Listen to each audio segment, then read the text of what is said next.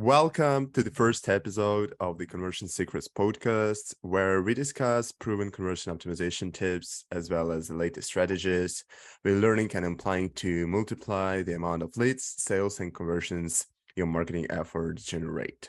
I'm one of your hosts, Alex Tubikov. I'm working as a growth hacker for startups and doing a lot of experiments around their funnels. Yep. And I'm one of your other hosts, Dimitri, and I'm a copywriter and direct response marketer working with startups and helping companies increase their conversion rates. So today we're going to be talking about where conversion science meets magic. This is something Dmitry came up with. So Dmitry, what do you think of it? Yeah, I mean, at the end of the day, increasing conversion rate is all about testing. That's the scientific aspect of it. And then once we test and we iterate, we could see things and patterns emerge that we could then predict the future with. But then the magic side comes of it from the creativity and what we test. And then we have to really think of creative different angles of ways to approach problems to find better solutions. And the problem is, I feel like it's really hard to come up with any sort of ideas without any scientific, approach you're taking to back these ideas up. For example, you can't just, check the website like a lot of people do and say, hey, this XYZ sucks and let's change it without even knowing the data and whether this, for example, page or this content really matters in terms of the revenue for the business or the North Star the business have. I feel like this is really, really important to understand that even like if you apply the magic to any sort of commercial optimization endeavors, you have to back this up with some data in mind. I think that's a really solid point. When I like working with companies, a lot of them don't really understand where the holes are in their marketing efforts. And so they try to plug up different things, but in turn, they're not really getting to the core issue. You want to because you mentioned data, and typically the answer is in the data, right? It's you could track conversions throughout the entire funnel, the marketing funnel, and then you could see where the holes are. Do you want to share what data you look for, what kind of information gives you the trigger of like, hey, this is where we should work on conversions here or there? Yeah, I do remember one case. I was working with the Beautify.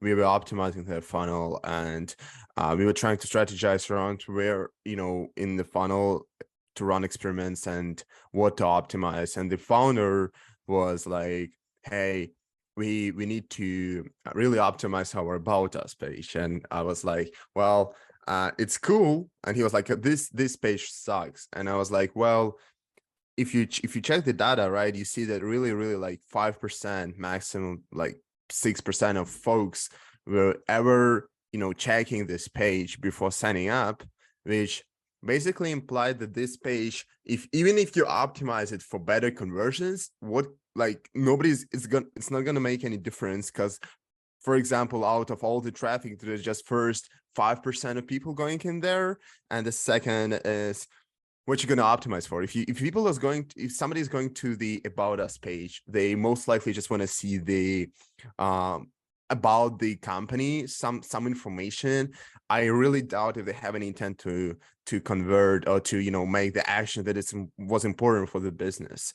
So, and this is how I feel like we should go to and explain to our audience the main CRO principles, because a lot of people really don't understand what is CRO based upon. So Dmitry already mentioned that one of the key elements of CRO is testing, but I want to add one more thing. Is aside from testing, it's really important to understand that in terms of experimentation, all the experiments you run, they basically follow garbage in, garbage out principle. So if you test crap, you're gonna have crappy results. So you can run as many as 50 tests a week if you got enough traffic, but if your tests are really not data driven and user centric, if you came up with this hypothesis out of some whims you got, or you were just checking your competitors' websites and like, oh,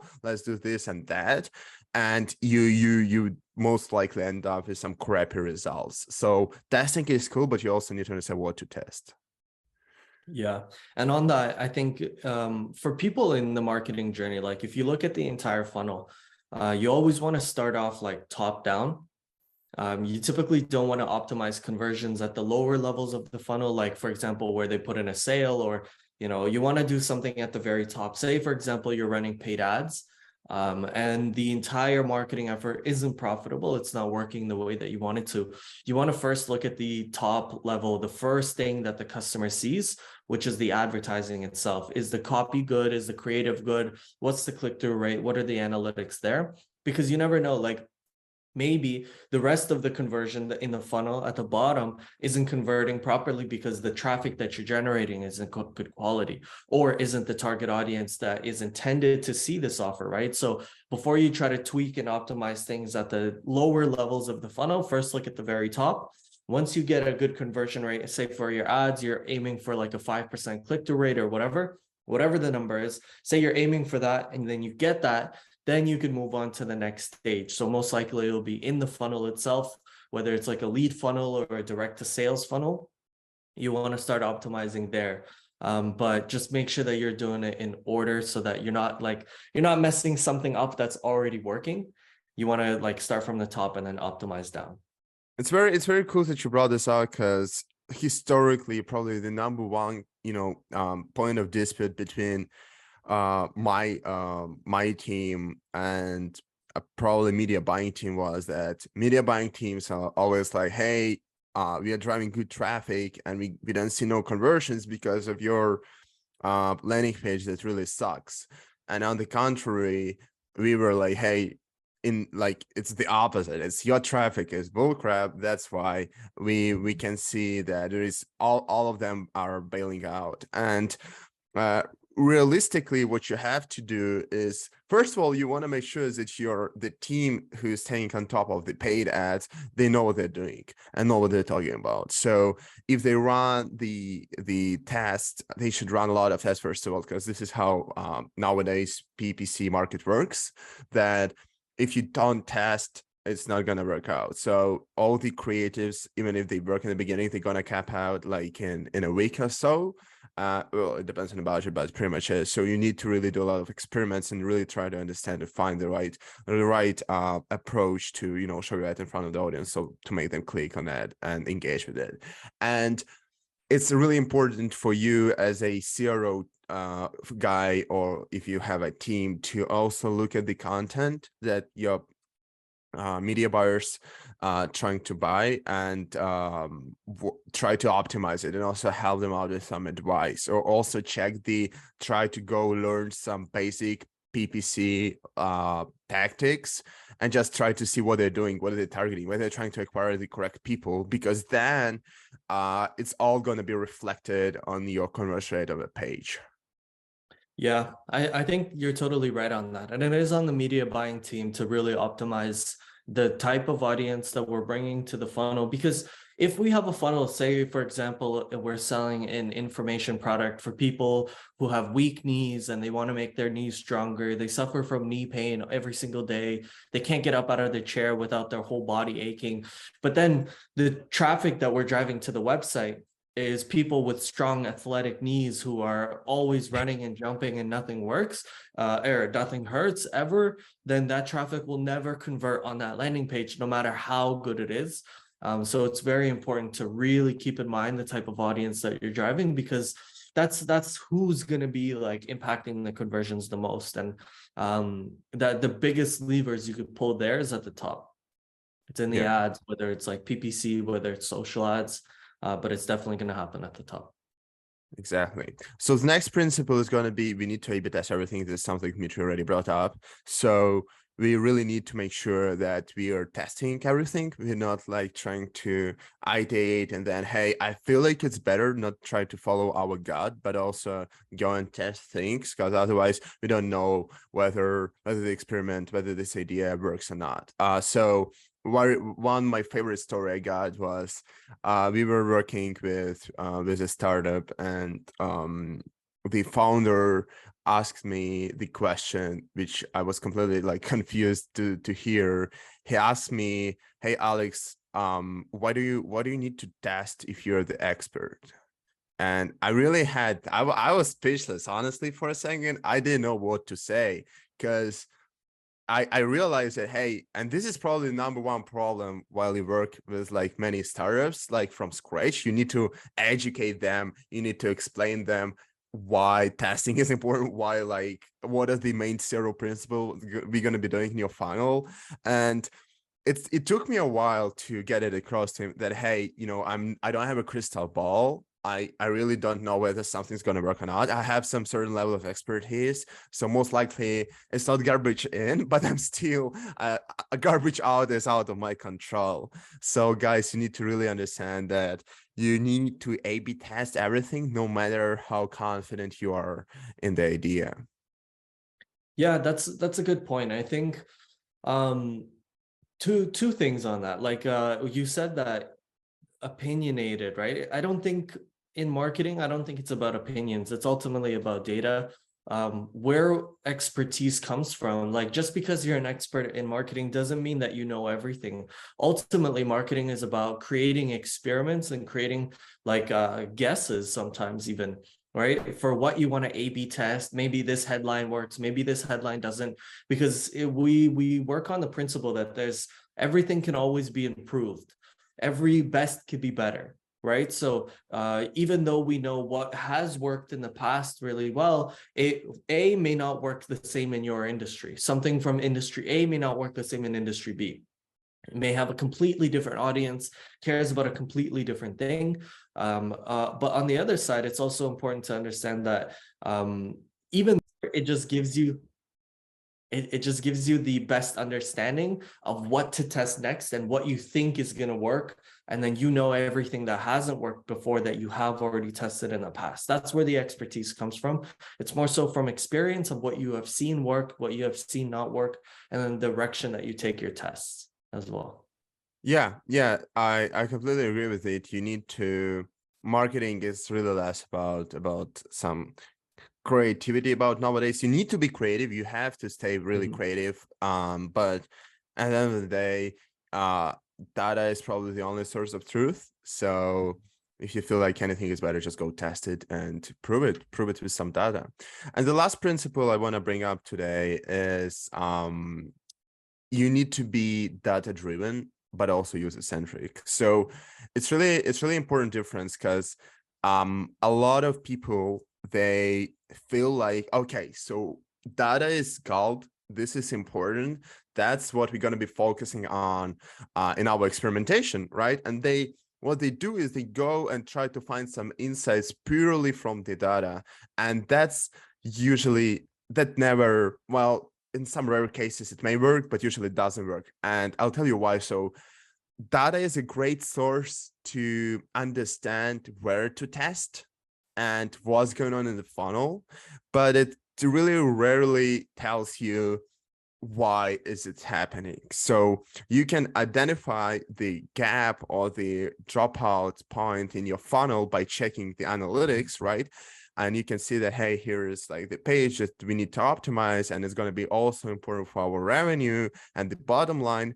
But the problem is it's not telling you why what's happening here, like why is it bad. So, and to figure this out, you need to either use your heuristics evaluation expertise, like doing something that from a psychological standpoint is supposed to bring some results, or which usually is not the case after you reach some point when your page is already pretty well optimized and there is not such a, you know, bummers that you know, easy go fixes. So in this case, you really have to talk with users and try to gather some qualitative feedback by just asking, doing some user testing, get like putting in some polls or surveys. So I trying to understand what is the, if they didn't convert, what happened, why did they drop out, or if they did convert, what almost stopped them from converting. I think this is very important. Yeah, I think that's a really good point. I mean, ultimately, like both of the things that you mentioned fall under data, right? It's One of it is just digital data and it's analytical, or from the analytics. But then the other data is just from directly from the customer itself. Like you want to gather as much data from both sides as possible. And a little hack in the beginning, like before you even start, with your creating your website or writing your copy for your ads, try to get that like information from the customer, from your ideal buyer directly or ideal lead directly, right? Like you want to get as much information about them as possible so that you could present to them, meet them where their mind is already at, right? Wherever they're thinking, whatever they're worried about, and just implementing all of that information already. And then based on that, you could optimize further by, like Alex said, getting surveys or customer polls. A lot of different softwares available for that. Like at the end of your marketing funnel, you could ask questions from customers. Why did you buy, for example, is a really strong question. Why did you take action on this? And then based on that, you could optimize and see what's actually important. Because in your testing, you may think this is the main key selling factor that I think is like what's closing everybody. But then all of your customers saying that this thing that you didn't even regard is the main reason that they signed up. And then you could put that thing forward in your marketing, in your advertising, in your sales funnels and everything. But yeah, it is really important to get both sides of the data spectrum. Just get as much information as possible. Yeah, I feel like a lot of people also forget that you can get a lot of insight from the people who actually made the purchase, not just from those who didn't, because they can say they could tell you like, hey, actually I finally decided to sign up or buy from you because of this little tiny thing, right, that I found somewhere else on other pages. And you can then take this thing, put it in front of them in the main funnel on the landing page, for example, and it's going to explode your conversions, because this is how it works. So here we come. So in reality, basically magic, which is really just psychology and understanding of heuristics. So at the end of the day, all the magic sauce that all these CRO experts apply is really, really strong psychology and understanding what people want. So you can come up with those ideas from, again, some heuristic studies. We all know this top pyramid CRO heuristics, principles like clarity, usability, right, and convenience, relevance. And if we really understand how it works and what people want, we can really apply this magic to this leaking parts of the funnel to bring the good results, and nothing else. So a lot of CRO folks I know, and we do organize some meetups and communities for growth people who are coming in together every week in New York. And basically a lot of them are really good in psychology, and even sometimes if you have a problem, you can talk to them about your personal life, because they're so good in this. Because if you do optimize the experience for people, you really should understand people, right? So this is how it works. Yeah, it's something Dan Kennedy actually talks about a lot. He says marketing is a combination of math and psychology, and you can't have one without the other. The math element is the science element that we're talking about. It's the predictable side of things, right? It's understanding the metrics, understanding the numbers. If your website is converting at 2%, increasing conversions by 2% will effectively double your revenue for the same amount of money spent. But then on the other side, it's also psychology. Like you said, it's understanding people, understanding what influences and persuades them, understanding certain persuasive triggers that we could apply, like scarcity or urgency, for example, in marketing. Just understanding these little optimization hacks. But also it is like it has been shown in human psychology that we do like things when they're exclusive. We do like, we take action on things when they're running out. We don't want to miss out on things. If we see other people doing it, we're more likely to do it as well. So it's just understanding these psychological triggers that humans inherently have. So if you really want to get good at it, reading psychology books, reading persuasion books, just really understanding that aspect of it as well, because it is both. It is math and it is science, or it is psychology, and it's like blended together to make marketing. Yeah. And again, guys, the bottom line is you can be a great psychologist, but you can apply it in the wrong place. So please bear in mind that magic has to be applied in the right place. So you can't optimize without being scientific. That's why it's all about Yeah. the combination of magic and science. And let's come to some we're coming to some examples. So in my opinion, one of the greatest examples of applying this combination of magic and science is the company Etsy. It's a really great example because this store has been constantly applying heuristics to leaking parts of the user experience. I've talked with a guy who is CRO manager in the company, and if you go to their website, you go to the page of the product, any product pretty much, you will see how optimized the experience is. And they did come up, so they did factor in a lot of heuristics, but in the right place. So their product page, for example, which should be obvious but the majority of people, they don't understand it, that hey, if you get an e-commerce, you need to optimize your product page, not the homepage, right? but their product page is really optimized, and you can see a lot of cool heuristics that are factored in, so you can just go and learn from it. And the checkout process is also very optimized, and so they're constantly checking their data set, their funnel conversion rates, and like each micro interaction with the website from users in the most important parts of user journey. And they were brainstorming, and they were coming up with this hypothesis that were based on the data, but also they were user-centric because they were factoring in the psychology, and they were applying this magic on top of the science.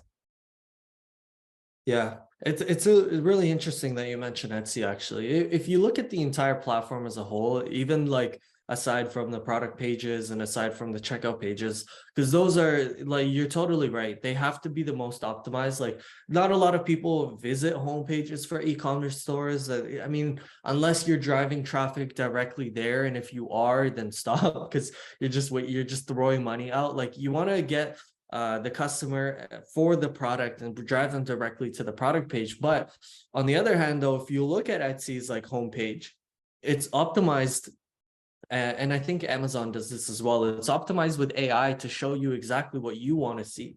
No homepage on Etsy is the same, right? Like, a homepage for you is going to be completely different as it is for me. And that's, I think, like you're saying, it's the heuristics aspect. It's understanding who the buyer is and giving them the products that they're most likely to convert on. Yeah, it's And called the relevance, right? The relevance yeah, it's heuristic. relevance.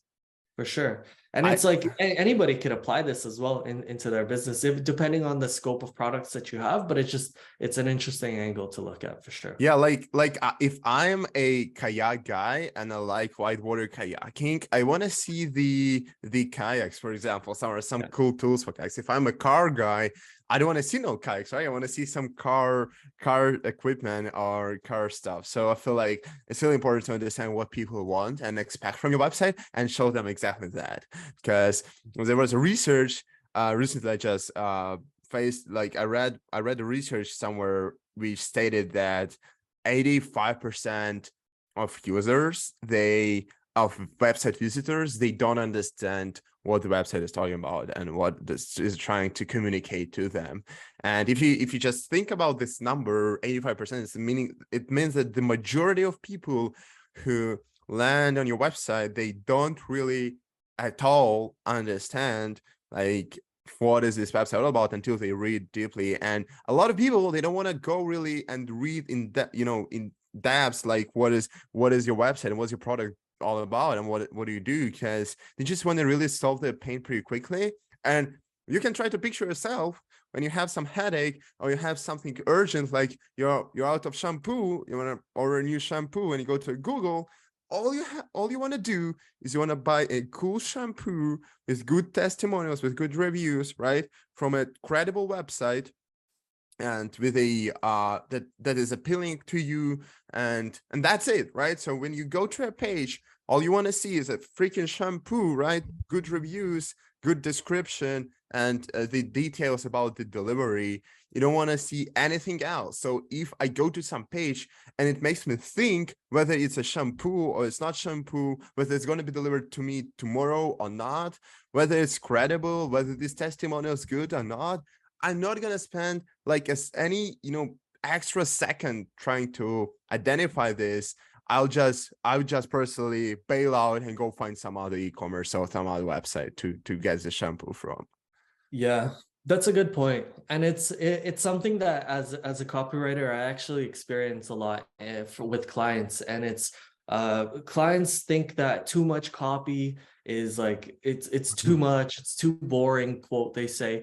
But in reality, what you got to understand is it's boring to them because they're not the target audience. And so the pain points that you're mentioning and the writing that you're putting into the website, it's only speaking to the target audience, right? If you're trying to sell to everybody, reality, you're selling to nobody. And this kind of goes full circle back again into the what type of audience are you driving to this funnel? Who is coming to this website? Who is reading it? And you want to provide them as much information as possible as they need, right? Because 80% of people don't understand what's going on because 80% of the people just want a quick glance. So you want to give them all the information, whether it's like creative information, like in a picture, video, in copy. There's really two types of buyers, right? There's emotional buyers that are going to act on impulse, that are going to be really excited about something and they're going to take action right there. But then there's analytical buyers who actually want to read through everything that you have. They want to look at the features, they want to look at the benefits, they want to look at how this is going to improve their life. They want to understand it fully and confidently take that decision. So the more that you tell them, the more that you sell them. The more information that they have available to them is the easier it will be for them to make that decision as well. So it's just understanding those two sides. Especially in the very beginning, when you're just trying to craft the right message, you don't really know out of 10 pain points which one this person has. You'll be really in a way more beneficial position by putting together all of these pain points rather than trying to be concise and short, and then you just trying to hit the bullseye, but you don't really know if that's the right pain point that this person has. So, but again, you don't have to know all this psychology stuff and heuristics to be a great CRO person or guy. So you can really do a lot of impact and optimize the conversions by simply doing user research and talking to users. Because if you don't know something about them, you don't have much assumptions because you don't have some psychology background, you can go and ask them, and you bet they're gonna have something for you. So it's another practical approach to kick off the magic. Go speak to your customers, to your users. And in case that you don't have access to your customers and users, a quick hack that I learned to really understand your audience is from this marketing strategist. He's one of the most successful marketing strategists in the world. His name is Jay Abraham. He specializes in taking companies from $50 million to $250 million. And that's kind of his specialty. He works on little conversion optimization hacks here and a little bit there, just within the entire organization to really ramp up their conversions across the board. And one thing that he says to do is he says, say you're selling a topic on marketing, right? For example, how to promote a SaaS company through Facebook ads, right? You would go on Amazon, you would search up all the books within that industry, within that niche. And this works for any industry and any niche. You search up all the books that go answer the question, right? And then you go into the reviews, and in the reviews, look at the 1-star reviews and look at like the 4 to 5-star reviews. And then you want to bunch up the ideas that the radical sides have, the really negative reviews, the really positive reviews. You want to kind of get an understanding of what they're saying. Some of them will be completely irrational, right? 1-star and 5-star are typically very emotional like reviews. But then the real juice is in the 2 to 4 stars. Then you'll start to get, okay, well, I like how this book taught me about how to optimize my copywriting, how to optimize my creatives. But what I want to see more of is how to actually do the media buying, how to do the targeting, how to understand this, how to scale my campaign, for example, right? But then you could see some, like a lot of reviews could be saying the same thing. And then you want to pick out the ones that keep popping up. Those are the issues and those are the questions that people keep having. And that's like a little hack to get into the minds of the customers where they're actually giving their mind and they're giving their feedback. The two sides, just to remember, the 1-star and the 5-star will be very on the radical sides. They'll be very emotional. Some will will be like, I hate this person, da da da da. Someone, I love this person, but still good insight. But the real juice is in the center there, in the 2 to 4 stars. That's where you're gonna get like really long-winded. I love this section. This was amazing, but I wish I could have seen more of this stuff, or or vice versa or whatnot. But the information is really good there as well. And you can go as far as keeping this all in Google Sheets, like Dima just said. For example, what's popping up, right? So you don't have to keep everything in your memory. You can just write them down in Google Sheets and make a separate column for like how many times people mention it, and just go and count this out. So it's going to be 1, 2, 3, 5, 10, or 20. Then you'll have a good understanding and grasp whether this is something that's really worth optimizing for. Is it something that makes them bother, or not really? So that's really important. So to wrap up, how you can apply guys magic and science together, we prepared a little to-do list for you. So you can just go and apply this framework and see the results. So first, what you want to do is you want to identify the problems in your funnel, be scientific, go check your Google Analytics, create if it's G4 an exploration, the funnel reports 1, 2, 3 step, like map out all the user journey and check the conversion rate. So try to understand what's going on, where people are dropping out. Then think of psychological reasons that prevent conversions at this step. Try to put yourself in your customer shoes and try to go to this page pretending you're a different person, and hey, what's wrong with this page? What I find, like, what can you see? Something maybe irrelevant, or it's not clear, or it's just not usable. You can't really locate. It's not convenient. You can't locate the CTA or what to do next. So go read reviews, as Dima just mentioned. Go to g2.com, go to Trustpilot, and just read reviews. What people keep saying about the product, and try to understand whether you have enough information about it on this page, in this place of in this leaking part. And so try to remove drag first, and then think of thrust.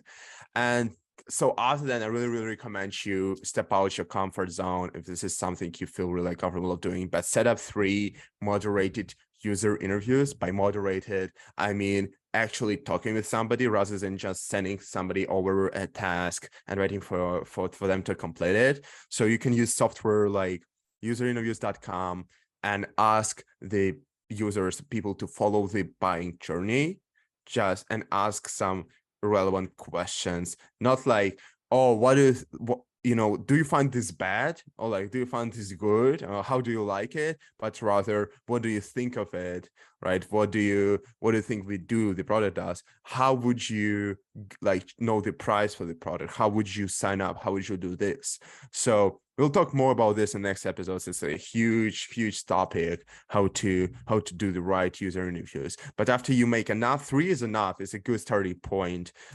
3 moderated user interviews, you'll get a huge list of ideas. So you'll end up with this list of ideas, and basically that's how the scientific magic works. Yeah, and I think it's really cool that you mentioned that, because nowadays with the technology that we have, it's so easy to do these things. Like I was reading about Gary Halbert. He's like one of the best copywriters in the world, the late great Gary Halbert. And what he used to do back in the day when marketing wasn't through digital, it was all through sales letters that were written and sent to your house. He would always go to his local bars, and he would just read the sales letter. He would say, hey, everybody. He would buy people drinks and just say, hey, I want to read you my letter. And so his test wouldn't always be about what people had, what opinions people had. He would just moderate responses and watch the audience. He says, if I had a sales letter that was good, I would literally watch them salivate in their seat and then jump out at me asking, how can I buy this? Right. So it's really cool just to look at how testing was done in the past and how testing can be done now, because with technology, like Alex said, userinterviews.com, like you could literally just put people through the software It'll record every step of the way, and you want to watch it, how it's actually happening, how they're going through the buyer's journey as well. But it's so easy nowadays to do this testing and get this information. So we got to use the tools that we have to really get ahead now. I can't even imagine, Dima, how people used to do this like 100 years ago. If you Yeah, right. if you had to do some user testing, like Yeah, it was called guerrilla testing, when you just go outside, come up to some folks and like, hey, look at my product. What do you think yeah, of it? And does it make yeah. sense to you? It was nuts. So right now, nowadays, it's really so much easier compared to what we had like even 20 years ago. So it's go use it, try this, and yeah, keep doing CRO, guys. Awesome. So I think that wraps up the first episode of the Conversion Secret podcast. We hope everybody enjoyed. We'll be discussing more conversion rate optimization tips, strategies, and what's currently working for us to get ourselves and our clients forward. So we look forward to meeting you and seeing you into the next episode. Enjoy the rest of your week.